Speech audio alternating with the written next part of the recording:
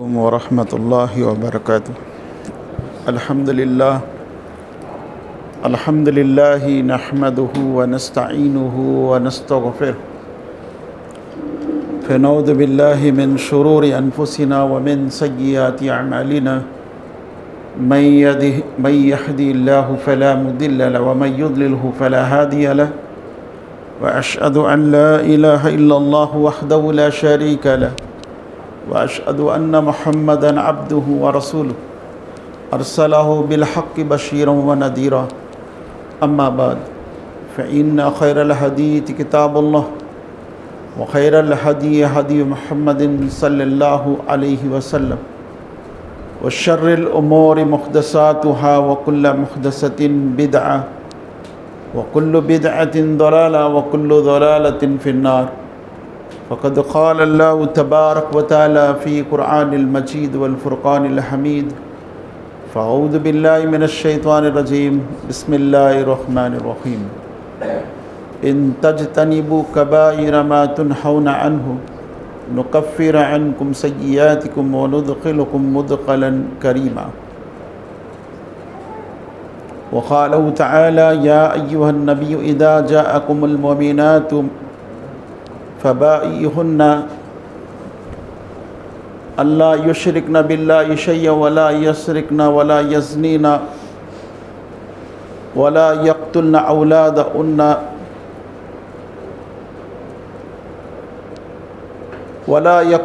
أولادهن ولا يفترين بين أيديهن وأرجلهن فبائعهن واستغفر لهن الله ولا يعصينك في معروف فبائعهن واستغفر لهن الله إن الله غفور رحيم. అల్లాహ్ సుబ్హానహు వ తఆలా యొక్క సన్నిధిలో మన యొక్క కర్మలు ఫలితము చాలా ఉన్నతముగా ఉండాలి అంటే మహాప్రవక్త ముహమ్మద్ సల్లల్లాహు అలైహి వసల్లం వారు అన్నారు, ఒక విశ్వాసి యొక్క కర్మలను బట్టి అల్లాహ్ సన్నిధిలో ఆ వ్యక్తి యొక్క ఫలితము కూడా ఉంటుంది. అంటే 10 నుండి 700 వరకు అంతకంటే ఎక్కువ పుణ్యాలు దొరుకుతాయి. ఉదాహరణకు 2 వ్యక్తులు ఉన్నారు. 2 వ్యక్తులు కూడా నమాజ్ ఫరజ్ చదివారు. ఒక వ్యక్తికి 700 పుణ్యాలు దొరికాయి, ఒక వ్యక్తికి 10 దొరికాయి. ఇందులో చాలా వ్యత్యాసం ఉంది, చాలా తేడా ఉంది. కారణం ఏమిటంటే ఆ వ్యక్తి తన జీవితంలో కబాయిర్ నుంచి పెద్ద పాపాల నుండి దూరంగా ఉన్నాడు. కాబట్టి ఆ వ్యక్తికి 700 రెట్లు పుణ్యాలు దొరికాయి. ఒక వ్యక్తి కబాయిర్ నుంచి దూరంగా లేడు కాబట్టి ఆ వ్యక్తికి 10 పుణ్యాలే దొరికాయి. ఇది వ్యత్యాసం. అల్లాహ్ సుబ్హానహు వ తఆలా ఎంత కరుణ గలవాడో చూడండి. దైవదూతలతో అన్నాడు, దైవదూతలు స్వయంగా అంటున్నారు, ఒక వ్యక్తి ఏదైనా పాపం చేస్తే 6 గడియల వరకు, అంటే 6 నిమిషాలు అనుకోండి, నిమిషాల వరకు కలము ఎత్తి రాయరు. ఏమో ఆ వ్యక్తి పశ్చాత్తాపం చేస్తాడేమో, అల్లాహ్ వైపు మరలుతాడేమో, తౌబా చేసుకుంటాడేమో అని వేచి ఉన్నారు. ఒకవేళ తౌబా చేసుకుంటే పాపం రాయరు, చేసుకోకపోతే 6 గడియల తర్వాత ఆ దైవదూతలు ఒక పాపం రాస్తారు. అదే పుణ్యకార్యము చెయ్యాలని ఉద్దేశం చేసుకుంటే చాలు, ఒక పుణ్యం రాసేస్తారు. రాత్రి తహజ్జుద్ నమాజ్ చదవాలి అని అనుకున్నాడు, అంతే, ఒక పుణ్యం రాశారు. చదివితే 10 రెట్లు, 10 నుండి 700 రెట్లు వరకు. మన్ జాఅ బిల్ హసనతి ఫలహు అష్రు అమ్సాలిహా. ఎవరైతే ఒక మంచి కార్యము చేశారో వారికి 10 రెట్లు అల్లాహ్ సుబ్హానహు వ తఆలా ప్రతిఫలం ఇస్తానని ఖురాన్లో కూడా అంటున్నాడు. వమన్ జాఅ బిసయ్యతి ఫలా యుజ్జా ఇల్లా బిస్లుహా. ఎవరైతే ఒక చెడు కార్యము చేయాలని అనుకుంటాడో ఆ వ్యక్తికి అంతే చెడు రాయబడుతుంది ఎంతైతే అల్లాహ్ సుబ్హానహు వ తఆలా రాయమని చెప్పారు. అంటే ఒకటే రెట్లు, ఒక పాపానికి ఒకటే, ఒక పుణ్యానికి 10 నుండి 700 రెట్లు. ప్రవక్త ముహమ్మద్ సల్లల్లాహు అలైహి వసల్లం వారితో అల్లాహ్ సుబ్హానహు వ తఆలా అంటున్నారు, ఓ ప్రవక్త ముహమ్మద్ సల్లల్లాహు అలైహి వసల్లం, నీ వద్ద విశ్వాస స్త్రీలు వచ్చి నీతో బయత్ చేసేటప్పుడు, నీ చేతి మీద చేయి వేసి ప్రమాణం చేసేటప్పుడు ఈ విషయాల పట్ల నువ్వు ప్రమాణం తీసుకో. విశ్వాస స్త్రీలతో అల్లా యుషరిక్న బిల్లా ఇషయ, షిరిక్ చెయ్యొద్దని మొదటి ప్రమాణము. ఎందుకంటే మహాప్రవక్త ముహమ్మద్ సల్లల్లాహు అలైహి వసల్లం వారికి అల్లాహ్ సుబ్హానహు వ తఆలా సిఫారసు చేసే హక్కుని, అధికారాన్ని ఇస్తానని అన్నాడు. ఎవరి గురించి సిఫారసు చేస్తారు? వారి గురించి ఎవరైతే నరకంలో కాలుతూ ఉంటారో వారు విశ్వాసులే. మళ్ళా కానీ కబీరా గుణ, పెద్ద పాపాల కారణముగా నరకంలో వెళ్ళారు. సగీరా గుణ, చిన్న చిన్న పాపాలు అల్లాహ్ సుబ్హానహు వ తఆలా విశ్వాసి యొక్క నమాజుల ద్వారా క్షమిస్తాడు, వజూ ద్వారా క్షమిస్తాడు. ఒక రంజాన్ మరొక రంజాన్ మధ్య పాపాలు క్షమించబడతాయి. ఒక జుమా మరొక జుమా మధ్య పాపాలు క్షమించబడతాయి. ఒక నమాజు మరొక నమాజు మధ్య పాపాలు క్షమించబడతాయి. ఒక వజూ మరొక వజూ మధ్య పాపాలు క్షమించబడతాయి. ఇవన్నీ కూడా సగీరా గుణ, చిన్న చిన్న పాపాలు. కానీ కబీరా గుణ, పెద్ద పాపాలకు క్షమాపణ, తౌబా, పశ్చాత్తాపము. తౌబా చేసుకోకుండా క్షమించబడదు. ఆ వ్యక్తి తౌబా చేసుకోలేదు, పెద్ద పాపాల కారణంగా నరకంలో వెళ్ళాడు, కాలుతున్నాడు. అటువంటి వ్యక్తుల కొరకు ప్రవక్త ముహమ్మద్ సల్లల్లాహు అలైహి వసల్లం వారు సిఫారసు చేస్తారు, కబీరా గునా చేసేవారి కొరకు. ఇబ్న్ మాజా హదీస్ నంబర్ 4310, అలాగే అబూ దావూద్లో హదీస్ నంబర్ 4739. ఈ హదీసులలో ప్రవక్త ముహమ్మద్ సల్లల్లాహు అలైహి వసల్లం వారి సిఫారసు ఆ విశ్వాసి కబీరా గునా కారణముగా నరకంలో వెళ్ళి కాలుతున్నాడు. అల్లా యుషరిక్న బిల్లా షయం, షిరిక్ చేయని వారి కొరకు మాత్రమే ప్రవక్త సల్లల్లాహు అలైహి వసల్లం వారు కూడా సిఫారసు చేయగలరు. షిరిక్ చేసే వారి గురించి సిఫారసు లేదు.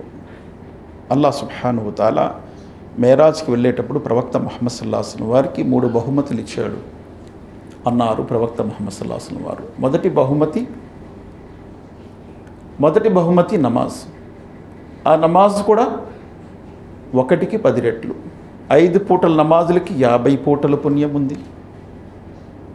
రెండవది సూర్య బఖరా యొక్క చివరి ఆయతులు, చివరి 2 లేదా 3 ఆయతులు. మూడవది, ఓ ప్రవక్త ముహమ్మద్ సల్లల్లాహు అలైహి వసల్లం, నీ ఉమ్మత్లో షిరిక్ చేయకుండా ఉంటే వారికి నేను నరక విముక్తినిస్తాను. అంటే నరకంలో కాలటం తథ్యమే. కబాయిర్, పెద్ద పాపాలు చేసేవారు పశ్చాత్తాపం వేడుకోకపోతే నరకంలో కాలటము ఖాయమే. అటువంటి వారి కొరకు ప్రవక్త ముహమ్మద్ సల్లల్లాహు అలైహి వసల్లం వారి సిఫారసు ఉంటుంది. కానీ ఆ వ్యక్తి షిరిక్ చేయకుండా ఉంటే. అందుకే అబూ హురైరా రజియల్లాహు అన్హు ప్రవక్త ముహమ్మద్ సల్లల్లాహు అలైహి వసల్లం వారితో అడిగారు, ఓ ప్రవక్త ముహమ్మద్ సల్లల్లాహు అలైహి వసల్లం, మీ సిఫారసు ఎక్కువగా ఎవరికి దొరుకుతుంది? ఓ అబూ హురైరా, ఈ ప్రశ్న ఇప్పటి వరకు ఎవరు నన్ను అడగలేదు, నువ్వు అడుగుతావని నాకు తెలుసు. ఎందుకంటే నీకు హదీసుల పట్ల చాలా ఆశ ఉంది, హదీసులు వినాలని, తెలుసుకోవాలని. అయితే విను. ప్రవక్త ముహమ్మద్ సల్లల్లాహు అలైహి వసల్లం అంటున్నారు, మన్ ఖాల లా ఇలాహ ఇల్లల్లాహ్ ముఖ్లిసన్ ఫీ ఖల్బిహి ఔ నఫ్సిహి, ఎవరైతే స్వచ్ఛమైనటువంటి హృదయముతో లా ఇలాహ ఇల్లల్లాహ్ చదువుకున్నారో వారి కొరకు నా సిఫారసు ఉంటుంది ఖయామత్ నాడు. అంటే ఏదో కారణంగా నరకంలో వెళ్ళిపోయారు, కబీరా గునా కారణంగా నరకంలో వెళ్ళిపోయారు, సగీరా గునా కారణంగా కాదు. చూడండి, ఒక వ్యక్తి కబాయిర్, పెద్ద పాపాలు కూడా చేసి ఉన్నాడు, సగీరా, చిన్న పాపాలు కూడా చేసి ఉన్నాడు, నరకంలో కాలుతూ ఉన్నాడు. మహాప్రవక్త ముహమ్మద్ సల్లల్లాహు అలైహి వసల్లం అన్నారు, చివరి వ్యక్తి ఆయన నరకం నుండి బయటకు తీయబడతాడు. సహీహ్ ముస్లింలో హదీస్ వస్తుంది, తీయబడతాడు. తీసి అల్లాహ్ సుబ్హానహు వ తఆలా ఆ వ్యక్తికి సగీరా గుణ, ఆయన యొక్క చిన్న చిన్న పాపాలన్నీ తీసి ఆయన ముందు పెడతాడు. ఏమయ్యా, ఈ పాపాలన్నీ నువ్వు చేసావు కదా, సగీరా గుణ. ఆ దాసుడు ఏం చేస్తాడు? ఒప్పుకుంటాడు, అవునల్లా, ఈ సగీరా గుణాలన్నీ కూడా నేను చేశాను. ఆ వ్యక్తి చివరిని నరకం నుండి తీయబడతాడు అన్నారు ప్రవక్త సల్లల్లాహు అలైహి వసల్లం వారు. ఒప్పుకుంటాడు. అయితే విను, ఎన్నాళ్ళు నువ్వు నరకంలో కాలి బయటకు వచ్చావు, నా కనికరంతో నీకు నేను తీశాను, నీ చిన్న పాపాలన్నీ కూడా నేను పుణ్యాల్లో మార్చివేసి నిన్ను స్వర్గంలో వేస్తున్నాను. ఆ వ్యక్తి ప్రవక్త సల్లల్లాహు అలైహి వసల్లం అంటున్నారు, అప్పటికే భయపడుతూ ఉంటాడు తన కబీరా గునాతో. సగీరా అవి చూపిస్తున్నారు అల్లాహ్ సుబ్హానహు వ తఆలా, కబీరా కూడా ఉన్నాయి నా ఈ పాపాలని. అప్పుడు ఆ వ్యక్తికి అల్లాహ్ సుబ్హానహు వ తఆలా అంటున్నాడు, నీ సగీరా ఈ పాపాలన్నీ పుణ్యాల్లో మార్చాను. వెంటనే ఆ వ్యక్తి అందుకొని, అల్లాహ్ నా కబీరా కూడా ఉన్నాయి కదా, ఎందుకంటే ఇంకా పుణ్యాలు దొరుకుతాయని ఆశతో అల్లాహ్ సుబ్హానహు వ తఆలా నవ్వుతున్నాడు. ప్రవక్త సల్లల్లాహు అలైహి వసల్లం కూడా నవ్వుతున్నారు. అంటే ఆ వ్యక్తి ఆశ చూడండి, సగీరావి అల్లాహ్ పుణ్యాల్లో మార్చాడు కదా, కబీరా ఉన్నాయి అది కూడా పుణ్యాలు మార్చితే చాలా పుణ్యాలు దొరుకుతాయని. ఆ వ్యక్తితో అల్లాహ్ సుబ్హానహు వ తఆలా అంటున్నాడు, జన్నత్కి వెళ్ళు అని. ఆ వ్యక్తి జన్నత్ దగ్గరికి వెళ్తున్నాడు. జన్నత్ హౌస్ఫుల్ అయిపోయి ఉంది, హౌస్ఫుల్ బోర్డు పెట్టేసి ఉంది, ఖాళీ లేదు జన్నత్లో. అల్లాహ్ జన్నత్ నిండిపోయి ఉంది, ఖాళీ లేదు, నేను ఎక్కడికి వెళ్ళాలి? అల్లాహ్ సుబ్హానహు వ తఆలా అంటున్నారు, నీ దృష్టిలో అది నిండిపోయి ఉంది, నేను భూలోకం లాంటి 7 భూలోకాలు నీకు ఇస్తాను. భూలోకం లాంటి 7 భూలోకాలు. జన్నత్ చూస్తే ఫుల్ టైట్గా ఉంది, ఖాళీ లేదు. ఈ భూలోకం లాంటి 7 భూలోకాలు అంటారేంటి అల్లాహ్ సుబ్హానహు వ తఆలా అని. ఎందుకల్లా నువ్వు కోప్పడుతున్నావు అని అంటాడు. నేను కోప్పడటమేంటి, నిజంగా నీకు ఇస్తాను, నాకేమైనా తక్కువ అనుకుంటున్నావు ఏంటని అల్లాహ్ సుబ్హానహు వ తఆలా అక్కడ కూడా నవ్వుతారు. ప్రవక్త సల్లల్లాహు అలైహి వసల్లం వారు కూడా చిరునవ్వు నవ్వారు. ఎందుకు నవ్వారంటే, ఆ వ్యక్తి అల్లాహ్కు ఏమనుకుంటున్నాడు, ఖాళీ లేదు, ఇంక ఇవ్వలేడు, అల్లాహ్ ఎక్కడ నుండి వస్తాడు, నిండిపోయింది కదా జన్నత్ అని. కానీ అల్లాహ్ సుబ్హానహు వ తఆలాకి ఏమీ కూడా కరువు లేదు అనే విషయం ఆ వ్యక్తికి తెలియదని. కాబట్టి అల్లాహ్ అంటున్నది ఏంటంటే, కబీరా నుండి మీరు దూరంగా ఉండండి, పెద్ద పాపాల నుండి దూరంగా ఉండండి. ఇంతజ్తనిబు కబాయిర మా తున్హౌన అన్హు నుకఫిర్ అన్కుం సయ్యిఆతికుం వనుద్ఖిలుకుం ముద్ఖలన్ కరీమా. మీ చిన్న పాపాలు ఇట్టే క్షమించబడుతూ ఉంటాయి పెద్ద పాపాల నుంచి దూరంగా ఉంటే. మరి మీరు అల్లాహ్ యొక్క కారుణ్యంలో చేరిపోతారు. ఒకటి షిర్కు, రెండవది దొంగతనము. అల్లా యుష్రిక్న బిల్లాహి షైఅన్ వలా యస్రిక్న, దొంగతనము ఇది కూడా పెద్ద పాపమే. అందుకే దానికి దొంగతనం చేసేవారికి ఏంటి శిక్ష? అస్సారికు వస్సారికతు ఫక్తు ఐదీహుమా జజాఅం బిమా కసబ నకాల మినల్లాహ్. దొంగతనం చేసే పురుషులైనా స్త్రీలైనా వారి చేతులు ఖండన చేయవలసిందే. ఇంత ఘోరమైనటువంటి శిక్ష, ఎందుకంటే దొంగతనం కూడా అంత ఘోరమైనటువంటి పాపము. ఒక వ్యక్తి ఇంట్లో దొంగతనం జరిగితే ఆ వ్యక్తికి ఒకవేళ అడిగితే, నీకు నిజంగా ఆ దొంగ దొరికితే ఏం చేస్తావంటే చంపేస్తానంటాడు. అల్లాహ్ సుబ్హానహు వ తఆలా చంపడం గురించి చెప్పలేదు, చేతులు 2 కట్ చేయాలి, ఖండన చేయాలి వారిది అని అల్లాహ్ సుబ్హానహు వ తఆలా ఖురాన్లో చట్టం పెట్టాడు. వలా యుస్రిక్న వలా యక్తుల్న ఔలాదహున్న వలా యజ్నీన వలా యక్తుల్న ఔలాదహున్న, మీ సంతానాన్ని మీరు అన్యాయంగా చంపకండి. సంతానాన్ని చంపటం అంటే ఏంటి? పుట్టిన బిడ్డల్ని తీసుకువెళ్ళి సజీవంగా పాతిపెట్టటము. కానీ నేడు పుట్టక ముందే ఆ సంతానాన్ని అబార్షన్ చేసేవి ఎన్నో మనకు కనిపిస్తూ ఉంటాయి. కాబట్టి ఇది కూడా కబీరా గుణాల్లోనే వస్తుంది, పెద్ద పాపంలోనే వస్తుంది. ఈ పాపంలో చాలామంది ముస్లింలు కూడా ఉంటారు. ఇలాంటి పెద్ద పెద్ద పాపాల నుండి దూరంగా ఉండండి. మీ సంతానాన్ని లేమికి గురి అవుతామనే భయముతో చంపకండి అని అల్లాహ్ అంటున్నాడు. నహను నర్జుకుం వయ్యాకుం, నేనే మీకు ఆహారం ఇస్తాను, ఉపాధినిస్తాను, వారికి కూడా ఉపాధినిస్తాను. మీతో పాటు కలిసి తింటాడని భయముతో మీరు మీ సంతానాన్ని చంపకండి అని అల్లాహ్ సుబ్హానహు వ తఆలా అందుకే అంటున్నాడు.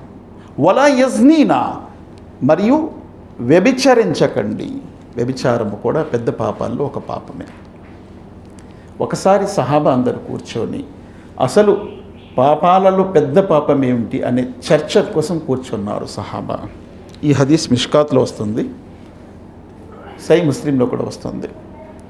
అందులో అబూబకర్ సిద్దిక్ ఉన్నారు, ఉమర్ ఫారూక్ ఉన్నారు, పెద్ద పెద్ద సహాబా ఉన్నారు, కూర్చున్నారు. కానీ ఒక నిర్ణయానికి రాలేకపోయారు చివరికి. ఆ హదీస్లో అలాగే వస్తుంది. అబ్దుల్లా బిన్ ఉమర్ యొక్క కొడుకుకి పంపిస్తారు సాలింకి, వెళ్ళి అబ్దుల్లా బిన్ అమర్ బిన్ ఆస్ని అడగండి అని చెప్పి. అబ్దుల్లా బిన్ అమర్ బిన్ ఆస్ ఎవరు? ప్రవక్త ముహమ్మద్ సల్లల్లాహు అలైహి వసల్లం జీవితంలో ఆయన దగ్గర, ఆయన ఎదురు కూర్చొని హదీసులు రాసే సహాబీ. మొదటి హదీస్ పుస్తకం రాసినటువంటి ఘనత దొరికినటువంటి వ్యక్తి సహాబీ అబ్దుల్లా బిన్ అమ్ర్ బిన్ ఆస్ సాదిఖా అనే హదీస్ పుస్తకం రాశారు. ఆయన్ని అడగమంటారు. ఆయన ఏమంటారంటే, అన్నిటికంటే పెద్ద పాపము మద్యము తాగటము అని అంటారు. అదేంటి, మద్యము గురించి అంటున్నాడు అని చెప్పి సహాబా ఆయన దగ్గరికి వచ్చారు. అప్పుడు ఒక హదీస్ చెప్పారు ఆయన. బనీ ఇస్రాయిల్లో ఒక వ్యక్తికి ఒక పరీక్ష జరిగింది. ఒక పెద్ద భక్తుడే, ఆ భక్తుడికి ఒక పరీక్ష జరిగింది. ఆ పరీక్షలో బనీ ఇస్రాయిల్ ఆ వ్యక్తికి, ఒక విశ్వాసి బనీ ఇస్రాయిల్లో ఆయనకి పరీక్ష పెట్టారు. ఆ కాలంలో ఈ 4 పాపాలు నువ్వు చేయాలి, 4 ఏదో ఒకటి చెయ్యి, లేకపోతే నిన్ను చంపేస్తాను. ఆ 4 పాపాలు ఏమిటి? 1 మద్యం తాగు, లేదా నరహత్య చేయి, లేదా వ్యభిచరించు, లేదా దైవేతరుల ముందు సాష్టాంగ నమస్కారం చేయి, షరిక్ చేయి. ఆ వ్యక్తి ఇవన్నిటిలో సులభమైనది మద్యం అని చెప్పి తాగేశాడు. కానీ మద్యం తాగిన తర్వాత వ్యభిచరించాడు, హత్య కూడా చేశాడు, దైవేతరుల సాష్టాంగ నమస్కారం కూడా చేశాడు మత్తులో. కాబట్టి ఇది సమస్త పాపాలకు మూలము అని అన్నారు. ప్రవక్త ముహమ్మద్ సల్లల్లాహు అలైహి వసల్లం కూడా ఏమన్నారు? ఉమ్ముల్ ఖబాయిస్, అన్ని చెడులకు తల్లి లాంటిది అని అన్నారు మద్యము. అయితే ఇక్కడ జినా కూడా చేయకండి, వ్యభిచరించకండి. వలా యజ్నీన్ వలా యక్తుల్న ఔలాదహున్న వలా యాతీనా బిబుహ్తానిన్ యఫ్తరీన బైన ఐదిహిన్న వార్జులిహిన్న. మరొక పెద్ద పాపము కబీరా గునా.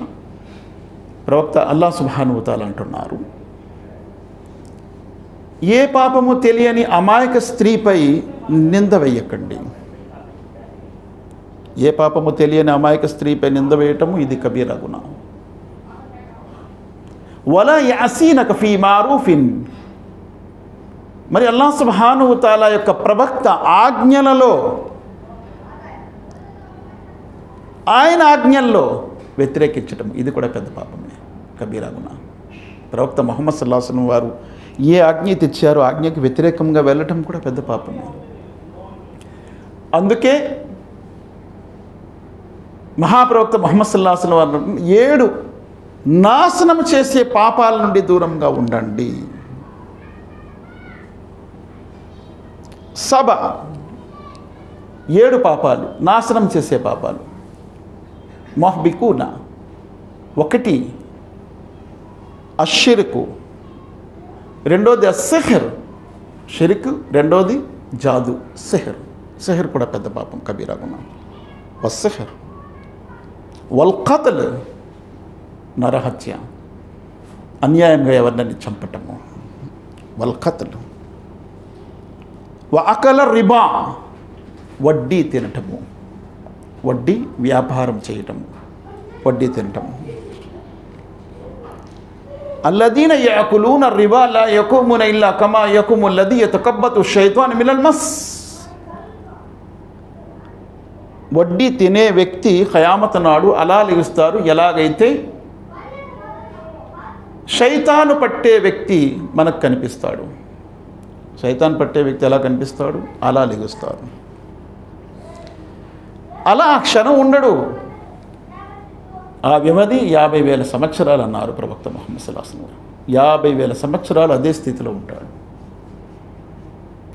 అదే సందర్భంలో ప్రవక్త సల్లల్లాహు అలైహి వసల్లం అన్నారు, జకాత్ ఇవ్వని వాడు కూడా, బంగారంపై వెండిపై జకాత్ ఇవ్వని వ్యక్తికి కూడా ఆ ధనము, ఆ యొక్క వెండి బంగారము కాల్చి నుదుటిపై, ప్రక్కలపై, వీపుపై అంటిస్తూ ఉంటారు.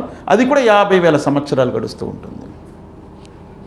అలాగే పశువులపై జకాత్ ఇవ్వని వ్యక్తికి ఆ పశువులు తొక్కుతూ ఉంటాయి 50,000 సంవత్సరాల వరకు.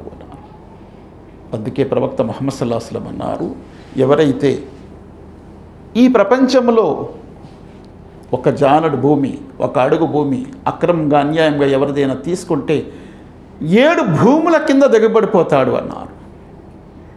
7 భూముల కింద.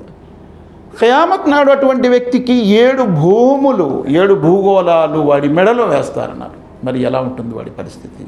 అలా 50,000 సంవత్సరాలు గడుస్తుంది. ఆ తర్వాత అల్లాహ్ సుబ్హానహు వ తఆలా జన్నత్కైనా పంపించవచ్చు, జహన్నంకైనా పంపించవచ్చు అని అన్నారు ప్రవక్త ముహమ్మద్ సల్లల్లాహు అలైహి వసల్లం ఈ హదీస్లో. కాబట్టి కబీరా గునా పెద్ద పాపాల నుంచి దూరంగా ఉంటే అల్లాహ్ యొక్క అర్ష్ నీడలో ఉండే భాగ్యం కూడా దొరుకుతుంది. మహాప్రవక్త ముహమ్మద్ సల్లల్లాహు అలైహి వసల్లం అందుకే అన్నారు, 7 రకాల ప్రజలు అల్లాహ్ యొక్క అర్ష్ నీడలో ఉంటారు. ఇమాముల్ ఆదిల్ అదల్ చేసే, న్యాయం చేసే ఇమాం, రాజు, ఎవరైనా అధికారి, న్యాయం చేసే వ్యక్తి. అలాగే షాబు నషాబ్, ఆ యువకుడు ఎవరైతే తన యవ్వనాన్ని అల్లాహ్ మార్గంలో ఖర్చు పెడతారు. ఆ తర్వాత మౌల్లకిన్ ఫిల్ మసాజిద్, ఆ వ్యక్తి ఎవరి హృదయం అయితే మస్జిద్లో వేలాడుతూ ఉంటుందో, అంటే ఒక నమాజ్ చదివాడు, మరొక నమాజ్ కోసం మస్జిద్లో తలంపు ఉంటుంది. అల్లాహు అక్బర్. అందుకే ప్రవక్త ముహమ్మద్ సల్లల్లాహు అలైహి వసల్లం అన్నారు, చూడండి ఇది కూడా కబీరా గునాహ్, అన్ని విధాల ఆయురారోగ్యాలుగా ఉండి మస్జిద్కి నమాజ్ కోసం రావటం లేదు. ప్రత్యేకంగా ఇషా నమాజ్ గురించి అన్నారు, ఆ వ్యక్తి ఇంటిని తగలబెట్టేస్తానన్నారు. అది కబీరా గునాహ్ కాబట్టి ప్రవక్త సల్లల్లాహు అలైహి వసల్లం అలా అన్నారు. అన్ని విధాల సౌకర్యాలు ఉన్నాయి, ఆయురారోగ్యాలతో ఉన్నాడు. వికలాంగులు, స్త్రీలు, వృద్ధులు, పిల్లలు, వారిని మినహాయించారు ప్రవక్త సల్లల్లాహు అలైహి వసల్లం. వారు ఉంటారు కాబట్టి నేను విడిచిపెట్టేశాను, లేకపోతే ఇల్లు తగలబెట్టాను. ఇక్కడ నమాజ్ జమాత్తో చదివే వ్యక్తికి, మస్జిద్లో వచ్చి నమాజ్ చదివే వ్యక్తికి అల్లాహ్ యొక్క అర్ష్ నీడ గురించి చెప్తున్నారు ప్రవక్త ముహమ్మద్ సల్లల్లాహు అలైహి వసల్లం. మరి ఆ వ్యక్తి అల్లాహ్ కోసం స్నేహం చేస్తాడు. తూర్పు పడమరలో ఉంటారు, అంత దూరంలో ఉంటారు, కానీ కలుస్తాడు వెళ్ళి అల్లాహ్ కోసం, అల్లాహ్ యొక్క స్నేహం కోసం, అల్లాహ్ కోసమే శత్రుత్వం చేస్తాడు. మరియు ఆ స్త్రీ, అందమైన స్త్రీ వ్యభిచారం వైపు పిలిస్తే నేను అల్లాహ్తో భయపడుతున్నాను అని అంటాడు. అటువంటి వ్యక్తి ఒంటరితనంలో అల్లాహ్ సుబ్హానహు వ తఆలా యొక్క శిక్షలతో భయపడి కన్నీరు కారుస్తాడు. అటువంటి వ్యక్తి కుడి చేత్తో ఇచ్చిన దానం ఎడమ చేతికి కూడా తెలియదు. అటువంటి వ్యక్తి అల్లాహ్ యొక్క అర్ష్ నీడలో ఉంటారు. అల్లాహ్ సుబ్హానహు వ తఆలా మనకి ఆయన అర్ష్ నీడలో స్థలం ప్రసాదించుగాక. అకలు రిబా, ఎవరైతే వడ్డీ తింటారో, ఆ తర్వాత అకల మాలల్ యతీం, అనాథుల సొమ్ముని కాజేస్తూ ఉంటాడు. చాలామంది అనాథుల సొమ్ముపై కన్నేస్తారు. ఇది కబీరా గునాహ్, పెద్ద పాపము. ముహమ్మద్ సల్లల్లాహు అలైహి వసల్లం అన్నారు, ఎవరి ఇంటిలోనైతే అనాథులు పెరుగుతున్నారో వారు నాతో పాటు జన్నతులు ఇలా ఉంటారన్నారు. ఆ శుభవార్తనిచ్చారు ప్రవక్త సల్లల్లాహు అలైహి వసల్లం. అలాగే ఎవరి ఇంట్లోనైతే కూతుర్లు పెరుగుతూ ఉన్నారు, 3 అన్నారు, లేకపోతే 2 అన్నారు, 1 అన్నారు, వారు కూడా జన్నత్లో నాతో ఇలా ఉంటారన్నారు. కాబట్టి అమ్మాయిలు పుడుతున్నారని, కూతుర్లు పుడుతున్నారని బెంగతో వారిని అబార్షన్ చేయటం, చంపటం కూడా కబీరా గునాహ్ అవుతుంది. వారిని పోషించటము పెద్ద పుణ్యము, వారిని చంపటము కబీరా గునాహ్. అలాగే అల్లాహ్ సుబ్హానహు వ తఆలా ఖురాన్లో అంటున్నారు, ఇన్నమల్ ఖమరు వల్ మైసిరు వల్ అన్సాబు వల్ అజ్లాము రిజ్సు మిన్ అమలి షైతాన్. మద్యము, జూదము, పాచికలు అంటే లాటరీలు, జూదము, అలాగే పాచికలు, జ్యోతిష్యము. చాలామంది జ్యోతిష్యులపై నమ్మకం పెడతారు, జ్యోతిష్యుల దగ్గరికి వెళ్తారు. మహాప్రవక్త ముహమ్మద్ సల్లల్లాహు అలైహి వసల్లం అన్నారు, జ్యోతిష్యుల దగ్గరికి వెళ్ళే వారి నమాజు కానేరదు అన్నారు. అలాగే మద్యము తాగే వ్యక్తి గురించి కూడా ప్రవక్త సల్లల్లాహు అలైహి వసల్లం అన్నారు, ఈ హదీసు సహీ హదీసు, 40 రోజుల వరకు నమాజు కానేరదు అన్నారు. ఒకవేళ 40 రోజుల లోపు చనిపోతే అజ్ఞానపు మరణము చనిపోతాడు ఆ వ్యక్తి. చనిపోయిన వ్యక్తి బాడీలో గనక ఒకవేళ మద్యం ఉంటే జన్నత్తులో వెళ్ళలేడు అన్నారు ప్రవక్త ముహమ్మద్ సల్లల్లాహు అలైహి వసల్లం. ఇవన్నీ పాపాలు కబీరా గునా. అలాగే మనకు తెలియని కొన్ని కబీరా గుణాల్లో మనము చిక్కుకుంటూ ఉంటాము. అవి అల్లాహ్ సుబ్హానహు వ తఆలా అన్నారు, యా అయ్యుహల్లదీన ఆమను ఇజ్తనిబు కతీర మిన ज़न्न ఇన్న బాద ज़न्न ఇత్మ్ వలా తజస్సస్ వలా యక్తబ్ బాజుకుం బాజన్ అయుహిబ్బు అహదకుం అన్ యఅకుల లహ్మ అఖీహి. పరోక్ష నింద, గీబత్, ఇది కూడా కబీరా గునా. ఎవరి కోసమైనా పరోక్ష నింద చేయటం, గీబత్ చేయటం, ఇది కబీరా గునా. ఒక సహాబీ ప్రవక్త సల్లల్లాహు అలైహి వసల్లంతో అడిగారు, ప్రవక్త ముహమ్మద్ సల్లల్లాహు అలైహి వసల్లం, ఆ వ్యక్తిలో ఒకవేళ ఉన్నటువంటి ఆ విషయాన్నే మేము చెప్పాము, దాన్ని గీబత్ అన్నారు ప్రవక్త సల్లల్లాహు అలైహి వసల్లం. ఉదాహరణకు ఒక వ్యక్తి పొట్టిగా ఉన్నాడు, ఆయన పొట్టిగా ఉంటాడు అంటమే గీబత్ అన్నారు. ఆయనలో ఉన్నది, ఆయనలో లేని చెప్తే అది నింద అన్నారు. ప్రవక్త సల్లల్లాహు అలైహి వసల్లం వారి భార్య ఉమ్ముల్ ముమినీన్ ఆయిషా మరొక భార్య గురించి ఆమె పొట్టిది అన్నారు. ఆయిషా, నువ్వు ఎలాంటి మాట అన్నావంటే ఈ మాటకు కారణంగా సముద్రం కూడా విషపూరితమైపోతుంది అన్నారు. ఓ ప్రవక్త, ఆమె పొట్టిగా ఉంటుంది కదా, పొట్టిది అన్నాను, ఏముంది? ఆమెలో ఉన్న లోపం చెప్పితేనే గీబతు అన్నారు, లేనిది చెప్పితే అది నింద అన్నారు ప్రవక్త సల్లల్లాహు అలైహి వసల్లం వారు. అలాగే రహస్య గూఢాచార్యము, ఒకరి వెనక పడిపోవటము, ఒకరి లోపాలని వెతకటము, ఇది కూడా కబీరా గునా. ఎందుకంటే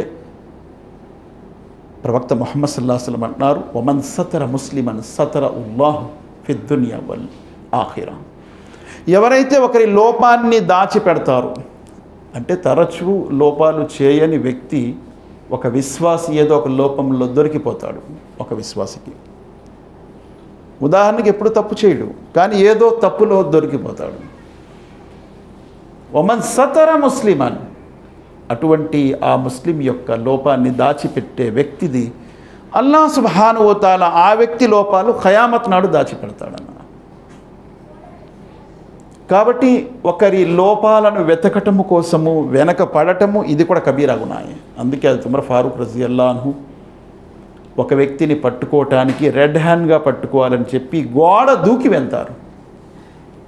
తలుపు తాళం వేసుకొని లోన్ ఉంటాడు, గోడ దూకి వెళ్తారు, వెళ్ళి పట్టుకుంటారు రెడ్ హ్యాండ్గా.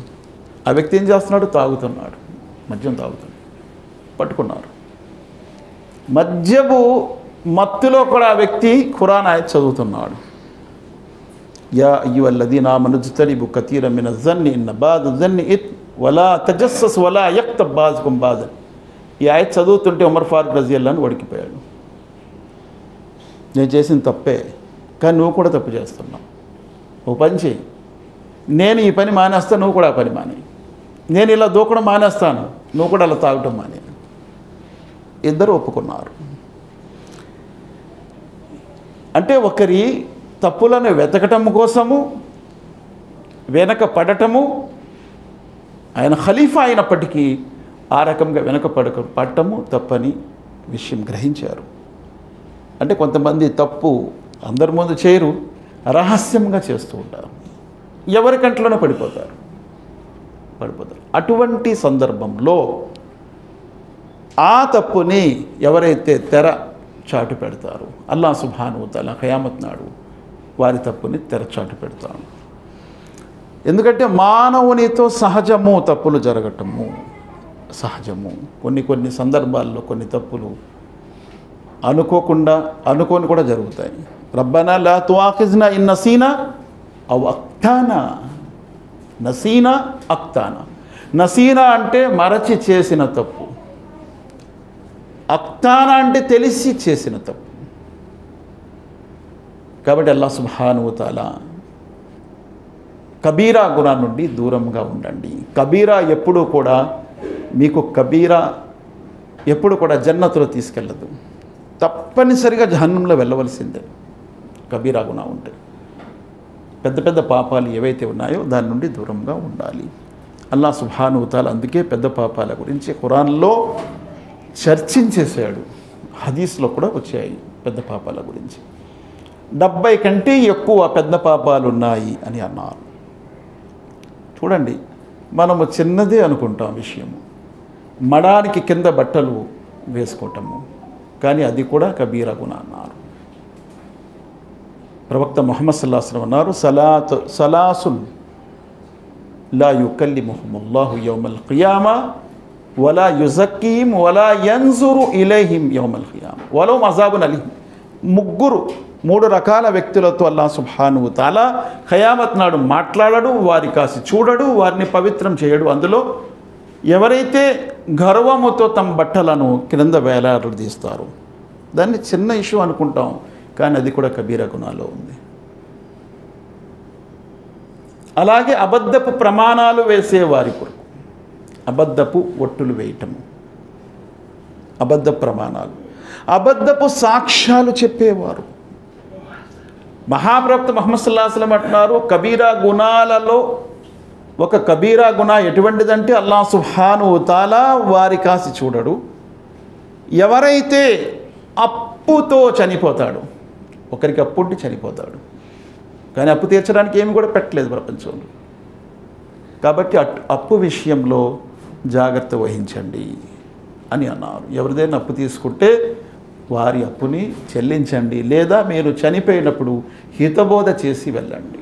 ఉమర్ ఫారూక్ రజియల్లాహు అన్హు వారు 80,000 దీనార్లు అప్పు ఉన్నాడు, తన కొడుకులతో చెప్పి వెళ్ళాడు.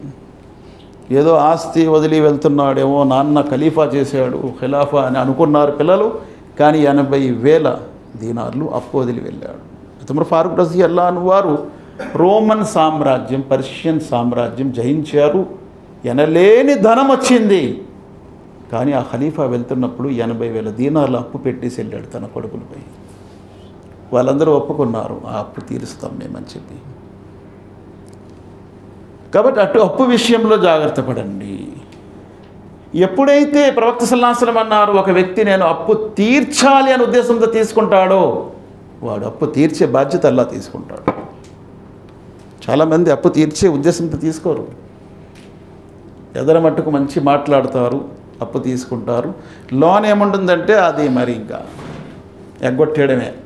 అలాగే అవుతుంది, వాడు తీర్చలేడు. ఇంకా తీర్చాలనే ఉద్దేశంతో అల్లాహ్ సుబ్హానహు వ తఆలా బాధ్యత తీసుకుంటాడన్నారు. అల్లాహ్ ఆ వ్యక్తికి సులభతరం చేస్తాడు. మరియు ఆ వ్యక్తికి ఎవరైతే నికా చేసుకుంటున్నాడు, చెడు నుండి దూరం ఉండాలనే ఉద్దేశంతో అల్లాహ్ ఆ వ్యక్తికి సులభతరం చేస్తాడు జీవితము అన్నారు. ఒక వ్యక్తి బనీ ఇస్రాయిల్లో అప్పు తీసుకుంటాడు. బనీ ఇస్రాయిల్లో ఏమయ్యా ఎవరు సాక్షులు అంటాడు ఆయన. నాకెవరున్నారు? అల్లాహ్ సాక్షి అంటాడు. జామీనా ఎవరు చెప్పు? నాకెవరున్నారు? జామీనా అల్లాహ్ ఉన్నాడు. సరే ఆయనకంటే గొప్పవాడు ఎవరు లేరులే, ఆయన గొప్ప సాక్షి, ఆయన గొప్ప జామీనా, ఇదిగో 1000 దీనార్లు తీసుకో అని అప్పిస్తాడు. పలానా డేట్కి ఇచ్చేయాల్సమా? ఖచ్చితంగా ఆ డేట్కి ఇచ్చేస్తానంటాడు. కానీ ఆ డేట్కి వెళ్ళే దారి లేదు, మధ్యన ఒక ఏటు ప్రవాహం ఉంది. ఆ తారీఖు దాటితే వాగ్దాన భంగమైపోతుంది అని చెప్పి ఒక కర్ర తీసుకొని ఆ కర్రకి కన్నం చేసి అందులో 1000 దీనార్లు పెట్టి ఒక ఉత్తరం కూడా పెట్టి, నీ అప్పు నేను ఈ డేట్కి ఇవ్వాలని వచ్చాను, ఈ తీరానికి కానీ తీరం ప్రవాహం ఎక్కువైంది, రాలేకపోయాను, ఇందులో పడేస్తున్నాను, నువ్వు తీసుకో అని చెప్పి అది పడేశాడు. అంతే. ఆ వ్యక్తి అప్పు తీసుకునే వ్యక్తి ఆ తీరానికి వచ్చి ఉన్నాడు, కానీ ఈ వ్యక్తి రాలేదు.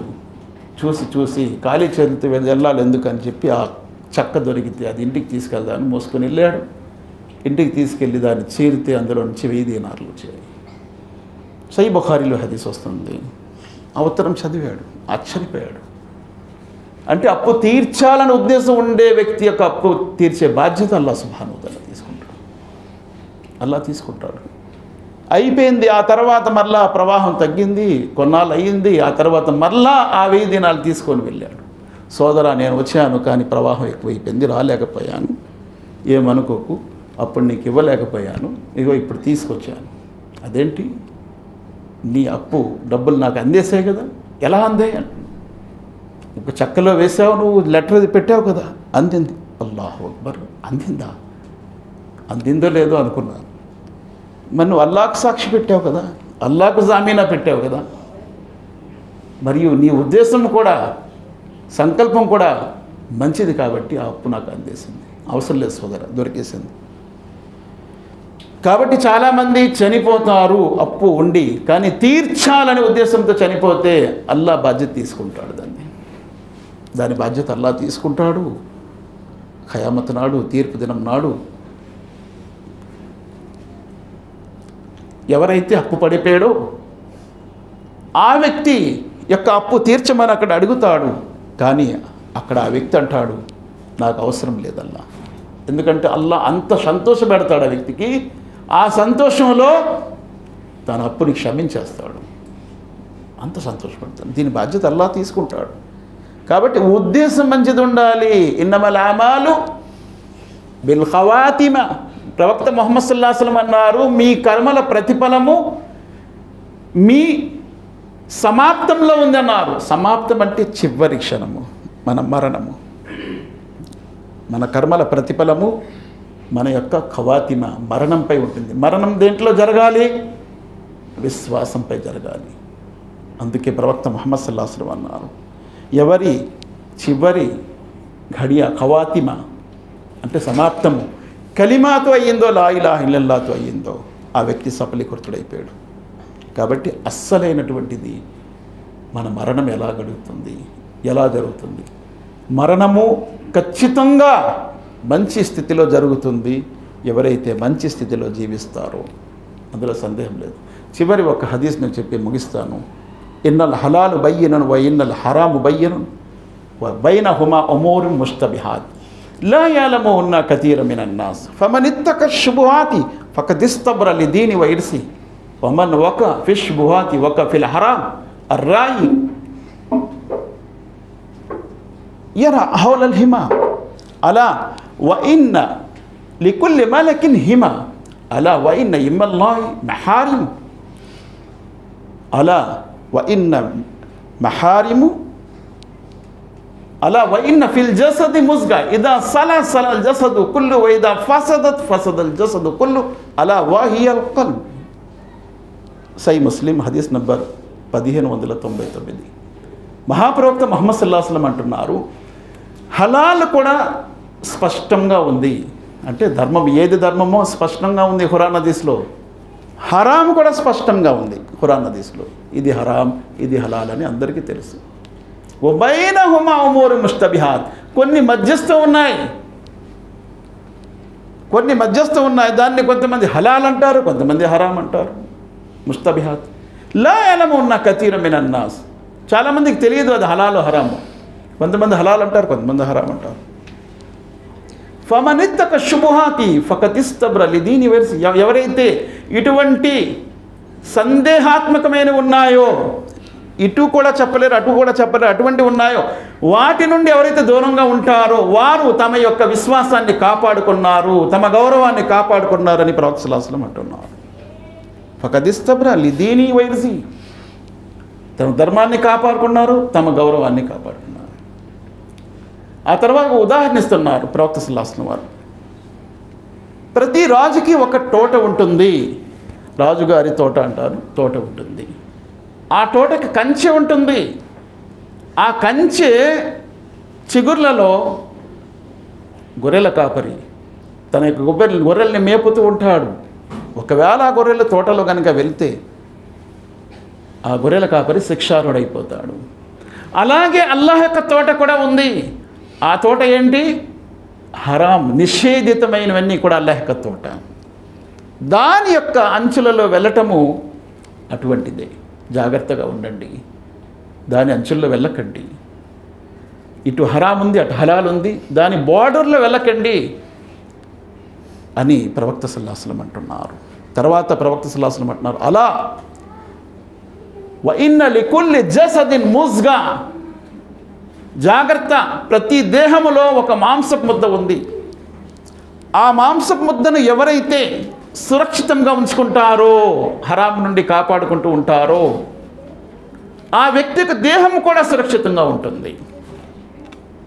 ఎవరైతే తన ఆ మాంసం ముద్దను హరాంలో గురి చేసుకుంటారో ఆ దేహం కూడా హరామైపోతుంది. ఆ మాంసం ముద్ద హృదయము అన్నారు ప్రవక్త ముహమ్మద్ సల్లల్లాహు అలైహి వసల్లం వారు. వయ్యల్ ఖల్బ్. అల్లాహ్ సుబ్హానహు వ తఆలా దువా చేస్తూ ముగిస్తున్న అల్లాహ్ ఖురాన్ మరియు హదీస్ రెండు చదువుతూ వాటిని ఆచరిస్తూ ఆ విషయాల్ని తెలియని వారి వరకు అందించే భాగ్యాన్ని ప్రసాదించాక. అల్లాహ్ బ్రతికిన నాలో ఇస్లాంపై బ్రతికే భాగ్యం ప్రసాదించు, మరణం ఈమాన్పై ప్రసాదించు. అల్లా మాకంటే ముందు ఎంతోమంది మా బంధుమిత్రులు ప్రపంచం నుంచి వెళ్ళిపోయారు. వారిని క్షమించి, వారిని కరుణించు, వారి సమాశిక్షల నుంచి వారిని కాపాడు, మమ్మల్ని కూడా సమాశిక్షల నుంచి రక్షించు. రేపు తీర్పు దినం నాడు, తిరిగి లేపబడే దినం నాడు మమ్మల్ని సజ్జనతో లేపు, మా కర్మల పత్రాలు కుడి చేతిలో ప్రసాదించు. పులుసురాతని వంతెన పెంచి సులభతరంగా దాటించు. నీ ప్రవక్త ముహమ్మద్ సల్లల్లాహు అలైహి వసల్లం వారికి ముఖాం మహమూద్ వసంగు ఆయన సిఫారసు మా కోసంగా ఆయన చేతులార జామే కౌసర్ ప్రసాదించు. మేము మా కుటుంబ సభ్యులతో సహా జన్నతుల్ ఫిర్దౌస్లో వెళ్ళే భాగ్యం ప్రసాదించు.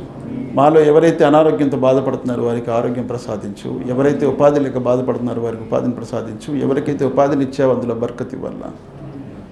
అల్లా మా సంతానము మా కళ్ళకు చల్లదనం కలిగించు. మా ధనము ఇహలోకంలో పరలోకంలో ఉపయోగపడేదిగా చేయి. ربنا آتنا في الدنيا حسنة وفي الآخرة حسنة وقنا عذاب النار ربنا هب لنا من أزواجنا وذرياتنا قرة أعين واجعلنا للمتقين إماما سبحان ربك رب العزة عما يصفون وسلام على المرسلين والحمد لله رب العالمين برحمتك يا أرحم الراحمين.